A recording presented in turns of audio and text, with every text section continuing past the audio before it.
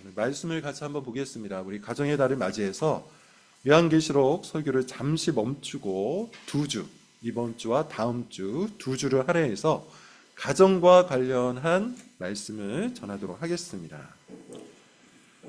설교 본문은 여호수아 24장 14절부터 15절입니다. 여호수아 24장 14절부터 15절.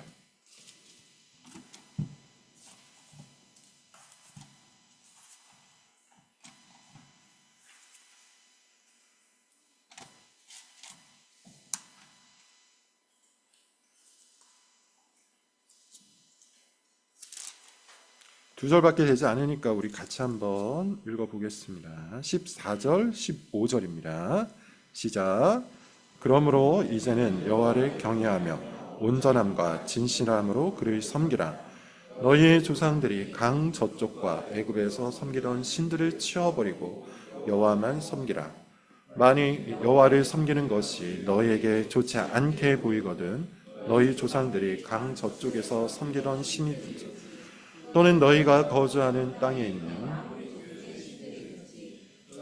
선교자를 오늘 택하라. 오직 나와 내 집은 여호와를 섬기겠노라. 아멘. 자, 이 본문을 가지고 이번 주 그리고 다음 주 두 주 동안 말씀을 전하도록 하겠습니다. 제목은 이겁니다. 가정 오직 하나님을 섬기겠다는 결단으로입니다. 가정 오직 하나님을 섬기겠다는 결단으로. 최근 뉴욕타임즈에 이런 기사가 실렸다는 뉴스를 본 적이 있습니다. 결혼의 종말. 혹시 보신 분도 있을지 모르겠네요. 미국에서 결혼율이 역사상 최저치를 찍었다고 해요. 결혼과 가정에 대한 문화적인 패러다임이 근본적인 변화를 지금 일으키고 있다는 것이죠. 그리고 이런 현상은 비단 미국만의 문제는 아닌 것 같습니다. 우리나라에도 비슷한 통계가 있는데 서울에 사는 30대 미혼 남녀 중 절반 이상, 정확히 말하면 58%가 결혼이 반드시 필요한 제도라고 생각하지 않는다. 이렇게 답을 했다고 합니다. 이것은 단순한 숫자 정도가 아니죠. 우리 시대가, 우리 문화가 결혼과 가정이라는 개념을 아예 처음부터 다시 정의하고 있다는 것을 보여주고 있는 거예요. 그렇다면 이런 변화의 원인이 뭘까요? 도대체 왜 요즘 사람들은, 젊은 사람들은 결혼을 하지 않으려고 하는 걸까요? 혹은 결혼을 하나의 선택사항으로 여기게 되어버린 걸까요? 표면적으로는 아마 경제적인 불안정이 제일 클 겁니다. 돈이 없다라는 이유겠죠. 돈이 없어서 돈이 충분히 준비되지 않으면 결혼하기가 어렵다. 이런 여러 가지 표면적 이유가 있습니다. 그러나 그 이면을 들여다보면 결국 우리 사회가 전달하고 있는 가치관, 문화를 통해서 우리에게 전달하고 있는 그 가치관이 근본적인 원인이죠. 그게 뭘까요? 가정을 개인적인 만족과 자아 실현의 현장으로 여기는 겁니다. 개인적 만족 그리고 자아 실현의 현장 혹은 수단으로 여기는 거죠. 쉽게 말해서 여러분 이겁니다. 가정의 가치라는 것이 내가 가정을 이루었을 때 찾아오는 어떤 가치라는 것이 나에게 충분한 행복과 만족의 정도에 의해서 측정이 된다는 겁니다. 가정을 이루었어요. 근데 가정을 이루었는데 불행할 것 같아요. 가정을 이루었어요. 근데 가정을 이루었는데 오히려 나의 커리어가 망가질 것 같아요.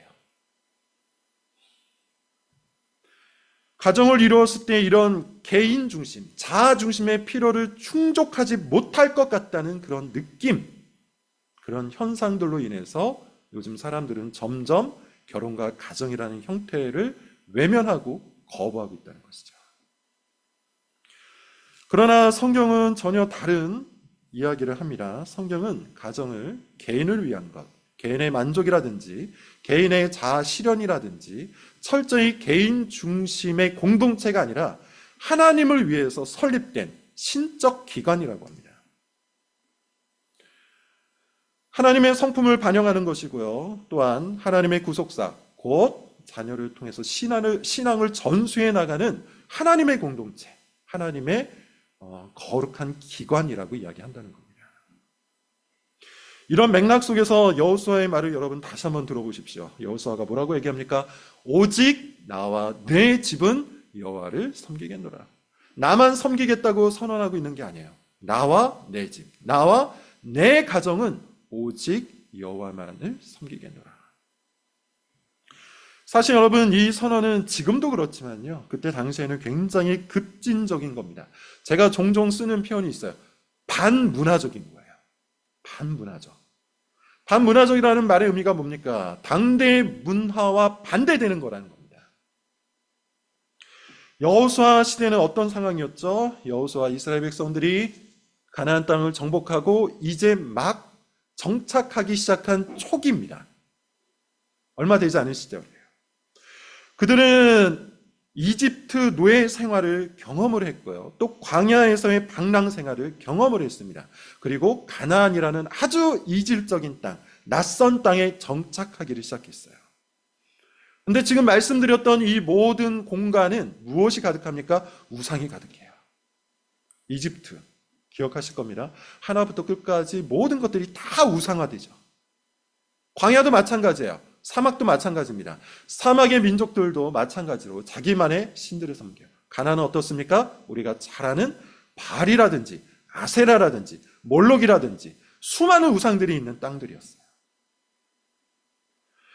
그런 공간 속에서, 그런 아직 이질적인 문화 속에서 여호수아가 선언하는 거죠. 나는 이집트의 문화를 따르지 않겠다. 나는 광야의 문화를 따르지 않겠다. 나는 우리가 앞으로 살아갈 가나안 땅의 문화를 따르지 않겠다. 나와 내 집은, 나와 내 가정은 오직 여호와만을 섬기겠다. 대단한 선언입니다. 이것은 충분히 반문화적이기 때문에 스스로 위험 가운데 거하는 선언이에요. 여호수아가 직면했던 그런 문화적인 압력, 여호수아가 직면하였던 그런 시대적인 압력은 사실 오늘날 우리가 경험하는 것과 거의 유사하죠. 어떤 의미에서 우리가 더 크게 경험할 수도 있어요. 우리는 충분히 기독교 가치의 반문화적인 시대에 살아가고 있기 때문에 그 중에서도 가정이라는 문화에 대해서, 가정이라는 가치에 대해서 반문화적이고 반가치적인 시대와 공간 속에 우리는 살아가고 있어요. 그러므로 여러분, 오늘 말씀을 통해서 우리는 두 개의 세계관이 충돌하고 있다는 사실을 충분하게 인식해야 돼요. 두 개의 세계관이 뭡니까? 방금 설명을 드렸던 것처럼 이집트, 그리고 가나안의 문화, 그리고 다른 한편에는 여호와의 문화. 이 두 개의 세계관은 충돌하는 거죠.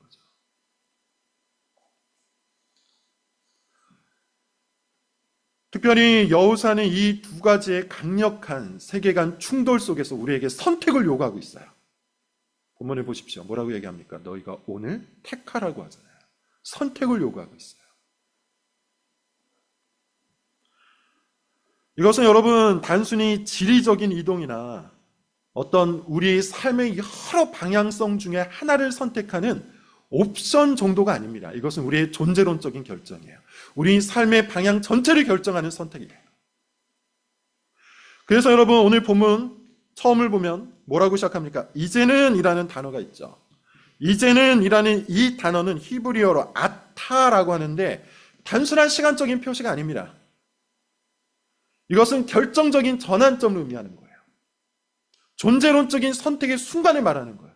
자, 이제는 너희가 선택하라. 지금까지의 삶은 이와 같았다. 이집트의 삶이 있었고 광야에서의 삶이 있었고 또한 우리가 살아갈 이 가나안에서의 삶이 있었다. 그렇지만 이제는 너희가 선택하라. 너희와 너희 가정은 무엇을 따르겠는가?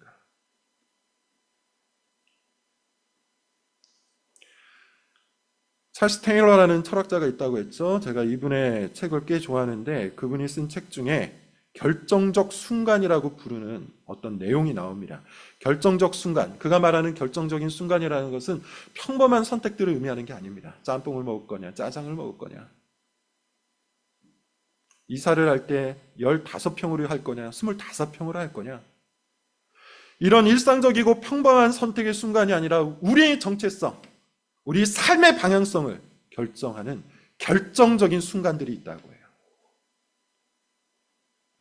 지금 여호수아의 선언은 이스라엘 백성들에게 바로 그것을 요구하는 겁니다.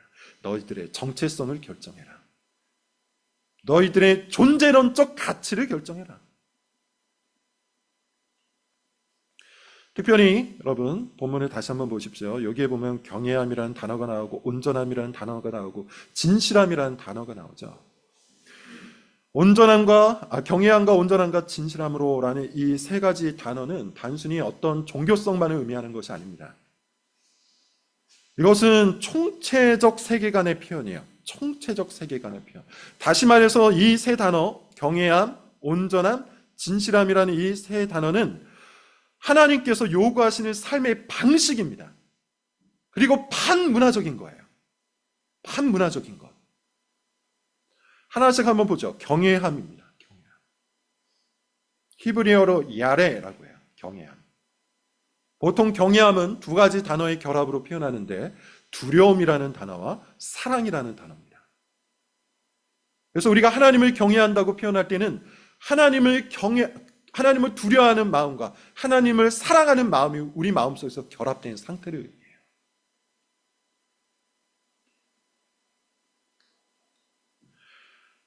이것은 여러분 단순한 공포를 의미하는 것이 아닙니다. 위대하고 거룩하고 절대적인 존재 앞에서 우리가 느끼는 경이로, 그리고 그것을 향한 찬사, 찬양, 사랑을 의미하는 거예요.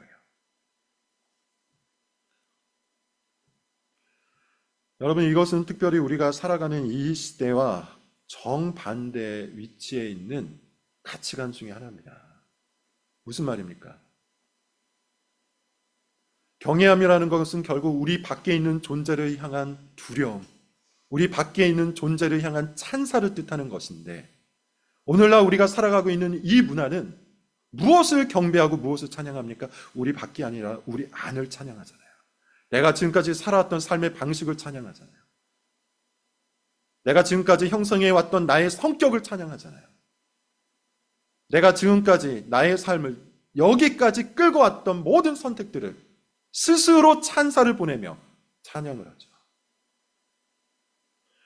사실 이것은 여러분, 계몽주의 이후 서구 사회가 만들어냈던 자율적 존재, 인간은 스스로를 경외하는 존재라고 말하는 현대 철학과 맞닿아 있는 사상입니다. 예컨대 그런 사상의 끝에 우리는 포스트 모더니즘이라고 불려지는 문화 시대에 와 있는데, 포스트 모더니즘 문화는 뭡니까? 모든 권위에 대해서 의심하잖아요. 내 밖에 있는 권위를 무시하잖아요. 그리고 오직 딱 하나의 권위, 나 자신에 대한 권위만을 사랑하자. 근데 여호수아는 이스라엘 백성들에게 무엇을 요구합니까? 경외함이라는 삶의 방식을 요구해요. 경외함. 내 밖에 존재하는 절대자를 향한, 초월자를 향한 두려움과 그분을 향한 찬사.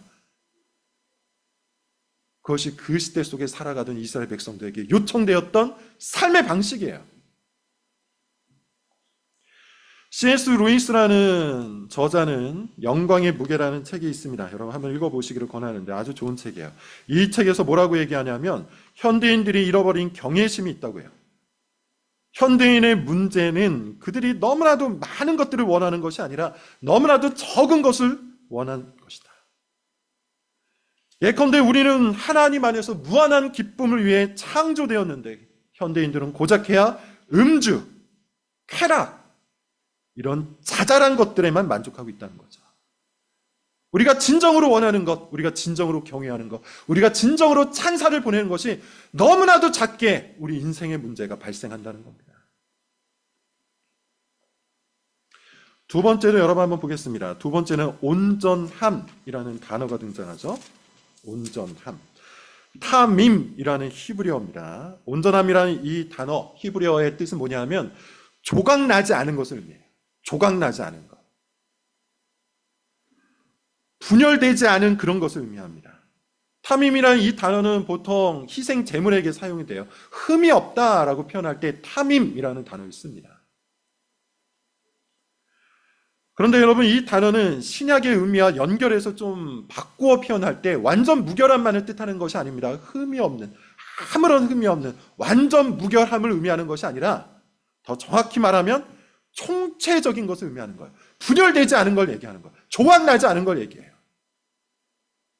하나님과 다른 것을 동시에 섬기는 조각난 마음이 아닌 오직 하나님만을 섬기는 한 마음을 의미하는 겁니다. 이게 온전함이에요.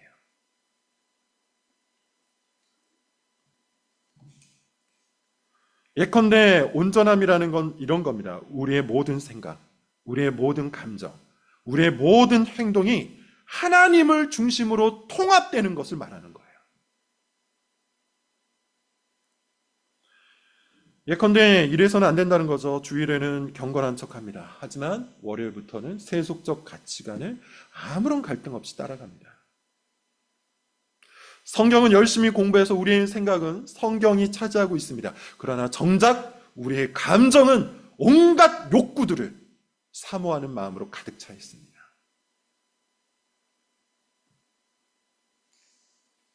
생각은 경건함에 머물러 있습니다. 그렇지만 우리의 행동은 우리 시대의 문화를 자연스럽게 따라갑니다. 그렇게 우리의 생각과 감정과 행동이 조각나와 있는 정체성, 이것이 바로 온전하지 않음이에요. 반대로 우리의 생각과 감정과 행동이 하나님 안에 통합되어 있는 정체성, 이것이 온전함입니다.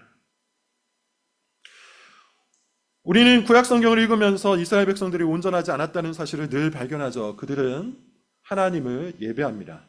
성전에 찾아와서 예배합니다. 그리고 다시 돌아가서 바알을 따라갑니다. 하나님도 사랑하고 바알도 사랑합니다. 이에 대해서 하나님은 이스라엘 백성들이 영적 간음을 저질렀다고요. 두 마음을 갖고 있는 거예요. 조각난 정체성을 갖고 있는 거예요. 세 번째 정체성, 이겁니다. 진실함으로 그를 섬기라. 진실함이라는 히브리어는 에메트입니다.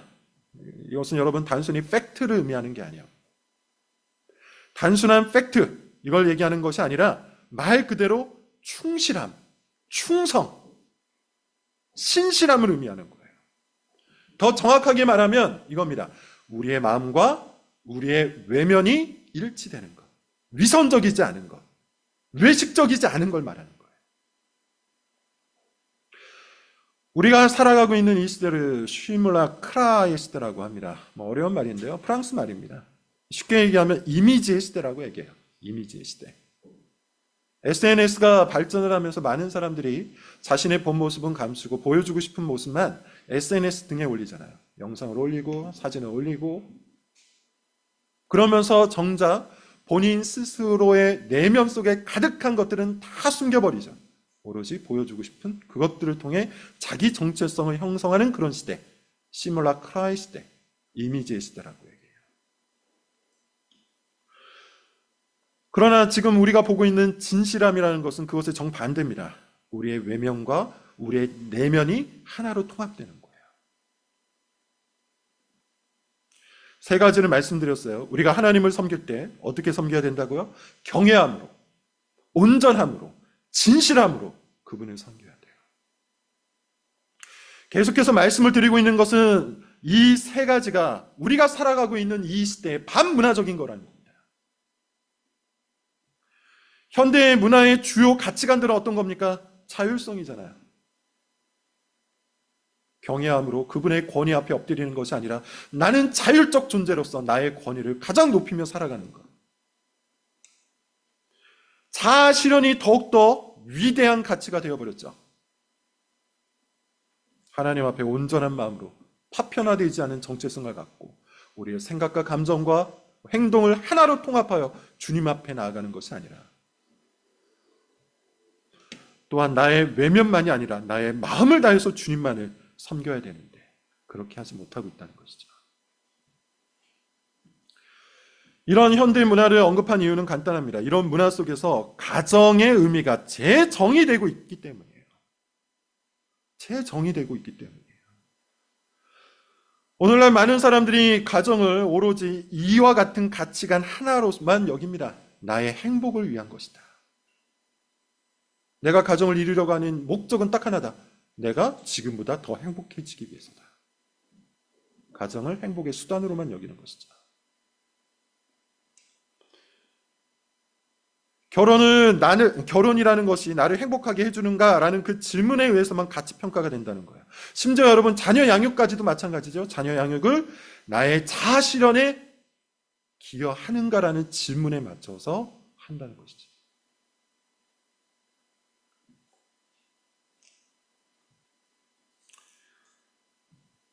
이런 관점에서 볼 때 지금 본문의 요구, 하나님을 경외하며 온전함과 진실함으로 그를 섬기라는 이 말씀은 굉장히 급진적이고 굉장히 전복적이고 굉장히 반문화적인 겁니다. 우리는 그런 가정을 세워야 되는 거예요.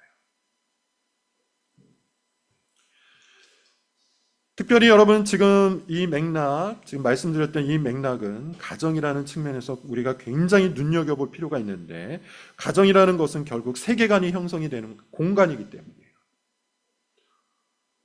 우리가 대부분 가지고 있는 가치관들, 우리가 대부분 가지고 있는 세계관들, 우리가 대부분 중요하고 소중하게 여기는 모든 가치들은 가정에서 배워왔습니다. 형성되어 왔습니다. 그만큼 가정은 가치 공동체예요. 성경에 의하면 그렇습니다. 가정은 단순한 사회적인 단위가 아니에요. 그것은 우리가 세상을 이해하고 가치를 형성하고 우리의 정체성을 발전시키는 아주 근원적인 공간이에요. 그렇기 때문에 여러분, 우리는 가정을 단순히 자아 실현의 현장, 나의 행복을 위한 수단으로 여기서는 안 됩니다. 계속해서 본문의 말씀을 보도록 하죠. 이어서 보면 이런 말씀이 있습니다. 너의 조상들과 강 저쪽과 애굽에서 섬기던 신들을 치워버리고, 뭐라고 얘기한다고요? 너희의 조상들이 강 저쪽과 애굽에서 섬기던 신들을 치워버리고 우상을 제거하라는 겁니다. 당시의 우상들은 다 보이는 것들이었죠. 이집트의 그 수많은 조각상들, 가나안의 그 수많은 목상들, 다 눈에 보이는 것들이었습니다. 그러나 오늘날에는 그런 우상들이 아니라 더 정확히 말하자면 기능적인 우상들이에요. 기능적인 우상들이라는 것은 눈에 보이는 목상이나 금상들이 아니고 우리의 마음을 장악해 나가는 우상들을 말하는 것이죠. 데이비드 웨일스라는 신학자가 이런 말을 합니다. 현대문화가 세속화된 의식을 만들어낸다. 세속화된 의식. 이 무슨 말입니까? 현대 문화 속에 아무 생각 없이 우리가 참여하고 현대 문화 속에 아무 생각 없이 스며들다 보면 그 현대 문화가 우리의 의식 속에 세속성을 심어놓는다는 뜻이에요. 예컨대 여러분, 우리는 의식적으로 무신론자가 되지 않습니다. 오히려 무의식적으로 무신론자가 돼요. 하나님을 믿는다가 고백하지만 실질적인 생각과 감정과 행동들, 선택들은 하나님 없는, 하나님이 필요 없는 그런 세계관들을 선택해버린다는 겁니다. 예컨대 우리는 일상적인 결정을 내릴 때 하나님을 충분하게 고려하지 않죠. 이직을 할 때 하나님을 충분히 고려합니까? 배우자를 선택할 때 하나님을 충분히 고려합니까? 가정을 이룰 때, 자녀를 양육해 나갈 때 하나님을 충분히 고려합니까? 이사를 할 때 하나님을 고려합니까? 그렇게 우리는 일상적인 결정 속에서 하나님을 고려하지 않은 채 세상 문화를 그대로 받아서 결정하고 선택을 하는 거죠. 이런 것을 세속화된 의식이라고 얘기해요. 이런 세속화된 의식이 바로 우상입니다. 팀 켈러의 거짓의 신들이라는 책에 보면 4가지 정도의 우상을 이야기해요. 그 4가지 정도의 우상을 하나씩 간단히 얘기해 보죠. 특별히 성취의 우상입니다. 이것이 첫 번째 우상이에요. 성취의 우상. 성취의 우상이 여러분 뭡니까?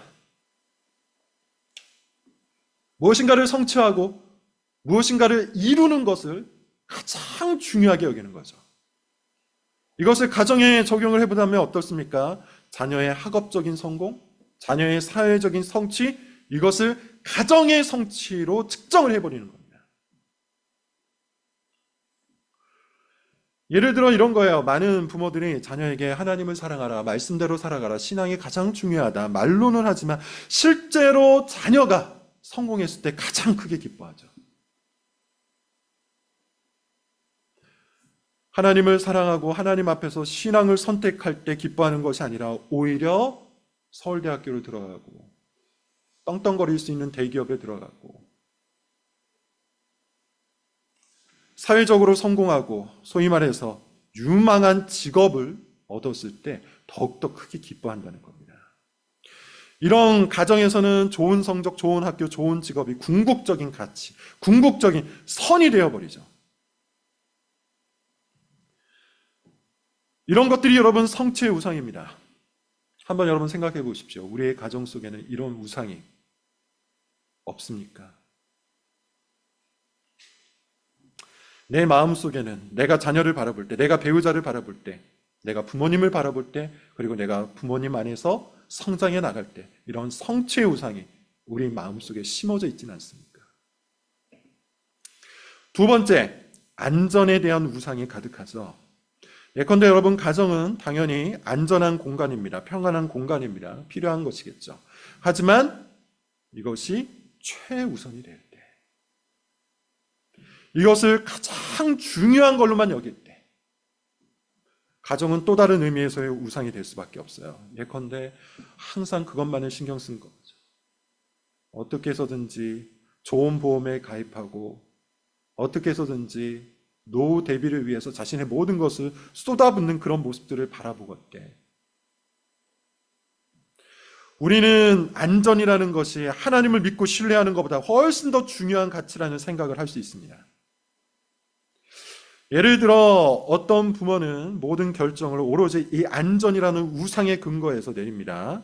자녀들이 어떠한 위험도 감수하지 않기를 원하는 거죠. 그래서 자녀들이 안전한 학교에 다니고 안전한 친구들과 어울리고 안전한 활동만 하기를 원하는 거예요. 어떤 위험도 감수하지 않기를 원하는 거예요. 그런데 여러분 한번 생각해 보십시오. 우리의 신앙이라는 것이, 우리가 예수 그리스도의 제자가 된다는 것이 늘 안전한 선택, 늘 편안한 선택, 그것으로 충분합니까? 우리가 복음을 누군가에게 전도할 때, 전파할 때 우리는 안전하지 않습니다. 우리가 정의를 위해서 목소리를 낼 때 우리는 안전하지 않습니다. 우리가 약자를 위해서 옹호할 때 마찬가지로 우리는 안전하지 않습니다. 그러나 안전이 우상이 된 가정에서 자라난 자녀는 불편하거나 위험할 수 있는 그 어떠한 일도 하지 않을 거예요. 안전을 우상한 가정에서는 하나님의 소명, 하나님의 말씀, 하나님의 제자보다는 항상 안전을 선택하게 될 겁니다. 세 번째, 관계의 우상이라는 것이 있습니다. 관계 중요하죠.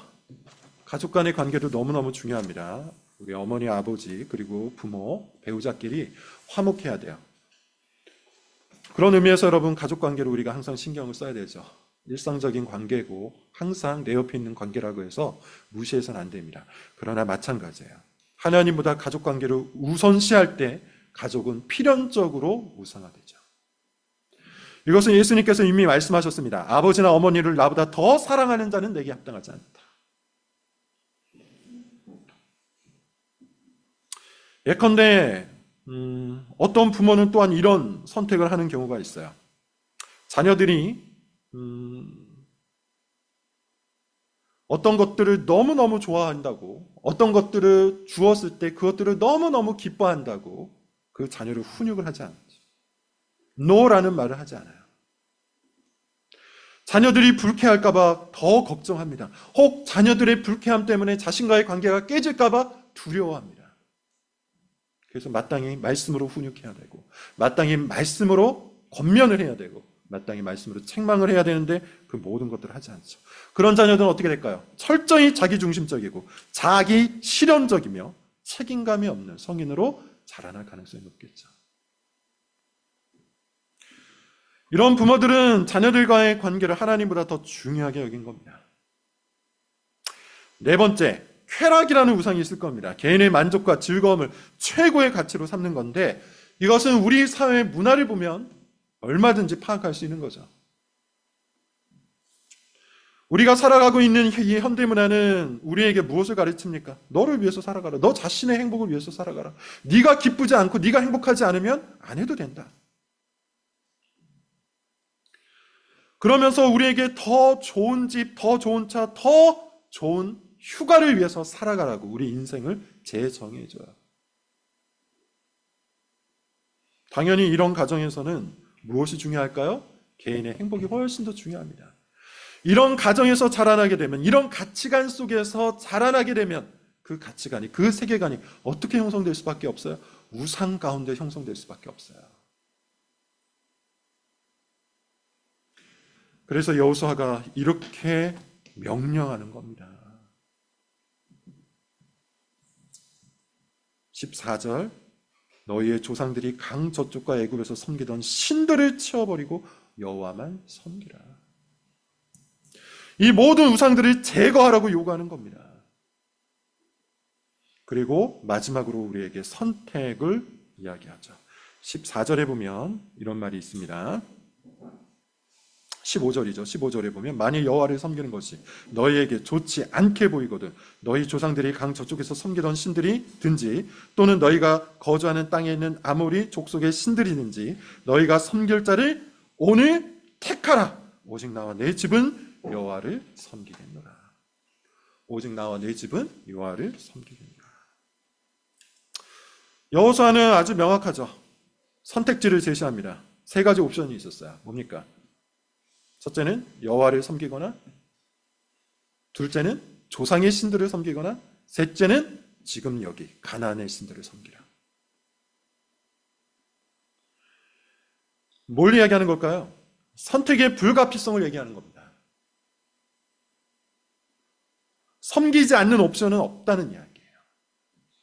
모든 사람은 결국 무엇인가를 섬기죠. 이것을 궁극적 관심사라고 철학자들이 얘기해요. 궁극적 관심사. 모든 사람들은 결국 궁극적인 관심사가 있고 그 궁극적인 관심사에 의해서 결정하고 선택한다는 겁니다. 질문 여러분 따라서 이겁니다. 우리가 섬길 것인지 섬기지 않을 것인지가 아니라 무엇을 섬길 것인지를 선택하는 거예요. 자, 두 번째, 택하라라고 얘기하죠. 택하라. 히브리어로 바하르라고 하는데요. 여러분 이것은 단순히 무엇인가 선호하는 것을 선택해라. 커피를 마실 때 아메리카노를 선택하든지 카페 라떼를 선택하든지 바닐라 라떼를 선택하든지 등등 그렇게 자신의 기호와 선호를 갖고 선택하라 라는 그런 의미가 아니에요. 서론에서 얘기했던 것처럼 이 단어는 존재론적 선택을 의미하는 겁니다. 나 전부를 걸고 내 인생 전부를 걸고 내 삶의 방향성 전부를 걸고 선택하라는 뜻이에요. 예를 들면 결혼에 대해서 여러분 생각해 보십시오. 결혼은 뭡니까?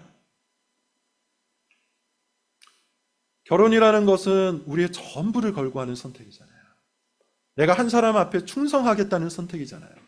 내가 이 사람하고 결혼했는데 또 옆집 아줌마, 옆집 아저씨를 좋아할 수 있다. 이런 개념은 성립되지 않잖아요. 결혼이라는 것은 두 사람이 새로운 실체가 되고자 하는 언약이에요. 두 사람이 우리가 되고자 하는 언약이에요. 나와 너가 이제 하나가 되어 우리가 되겠다는 언약적 선택. 이게 결혼입니다. 따라서 여러분 이것은 단순한 선호나 감정에 기초한 선택이 되어서는 안 되고 우리의 존재론적인 결정, 우리 삶의 전부를 걸고 하는 결정이 되어야 마땅한 것이죠. 마찬가지로 지금 여호수아가 요구하고 명령하고 있는 이 선택이라는 것은 단순히 우리 프로필에 기독교를 적을 거냐 불교를 적을 거냐 이런 선택을 요구하는 것이 아닙니다. 우리의 삶 전부를 걸고 하는 선택이에요. 세계관을 걸고 하는 선택, 정체성을 걸고 하는 선택. 나는 누구이고 우리는 누구이고 나는 앞으로 어디를 향해서 갈 것인가에 대한 선택인 거예요. 세 번째, 오늘이라는 단어를 쓰죠. 즉각적인 결정을 우리에게 명령합니다. 오늘. 내일이 아니라 다음 주가 아니라 지금 이 순간 선택하라는 거예요. 오늘까지만 내가 우상을 섬기겠다. 이번 주까지만 내가 우상을 섬기겠다. 그리고 내 마음이 흘러가는 대로 아주 천천히 나와 내 집은 여호와를 섬기겠다. 이것은 오늘 본문의 요구가 아닙니다. 오늘 본문의 요구는 아주 간단합니다. 오늘 바로 지금 나와 내 집이 여호와를 섬기겠다고 결단하라고 해요. 사실 많은 사람들이 이런 설교를 듣거나 아니면 강의를 듣다 보면 당연히 하나님 중심의 가정이 되기를 의도합니다. 그런 의도성이 마음속에 있습니다. 하지만 구체적인 결정과 선택은 자꾸만 뒤로 밀어버리죠. 여러 핑계를 대요. 아이들이 너무 어려서, 아이들이 조금만 더 크면, 직장이 너무 바빠서 직장이 조금만 덜 바쁜 곳으로 내가 이직을 하게 되면, 재정 상황이 지금 좋지 않아서 재정이 조금만 더 풍성해지면, 수많은 이유를 가지고 이 선택을 뒤로 미루어 버리죠. 그러나 오늘 본문은 하나님께서는 여호수아를 통해서 뭐라고 말씀하십니까? 오늘 그 선택을 하라는 거예요. 미룬다는 것은, 오늘 선택하지 않는다는 것은 오늘, 내일, 그리고 이번 주 다른 신들을 우리 가정의 우선순위로 삼겠다는 선택과 다를 바가 없는 겁니다. 오늘 우리는 가정에 대해서 결단을 요구하는 설교를 들었습니다. 여호수아는 이런 모든 반문화적인 세계관 속에서 나와 내 집, 나와 내 가정은 하나님만을 섬기겠다는 결단을 요구하고 있어요. 이것은 오늘날 우리에게도 동일한 요구요, 동일한 결단입니다. 우리 모두는 지금 선택 앞에 있어요. 중립은 존재하지 않습니다. 절대로 중립은 존재하지 않아요. 오늘 우리는 둘 중 하나를 선택하고 있어요. 하나님을 섬기겠다, 혹은 우상들을 섬기겠다. 나와 내 집은 하나님을 섬기겠다는 선택을 할 수 있고, 아니면 나와 내 집은, 내 가정은 우상을 섬기겠다는 선택을 할 수 있습니다. 그런 긴급성을 가지고, 그런 급진성을 가지고 여호수아는 우리에게 요구하고 있는 거예요. 오늘 너희는 선택하라. 너와 내 집이 여호와를 섬기겠다고 선택하라. 다시 한번 말씀을 드리는데, 여러분, 가정이라는 공간은 우리의 성취나 우리의 행복이나 자아 실현을 위한 수단이 아닙니다.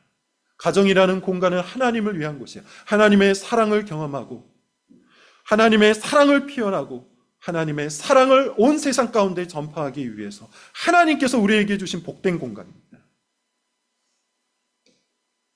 그러므로 여러분, 생각을 바꾸십시오. 선택을 바꾸십시오. 다시 한번 결단하십시오. 하나님 나라의 가치를 재현하는 공간으로 여러분의 가정을 만들어 나가십시오.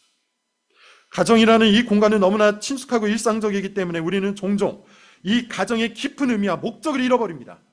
그러나 다시 한번 오늘 말씀을 통해서 하나님께서 우리에게 말씀하시는 바, 가정의 깊은 의미와 목적을 우리 마음속에 재설정을 하고, 나와 내 집은, 나와 내 가정은 오직 하나님만을 섬기겠다는 결단을 할 수 있기를 바랍니다. 기도하겠습니다.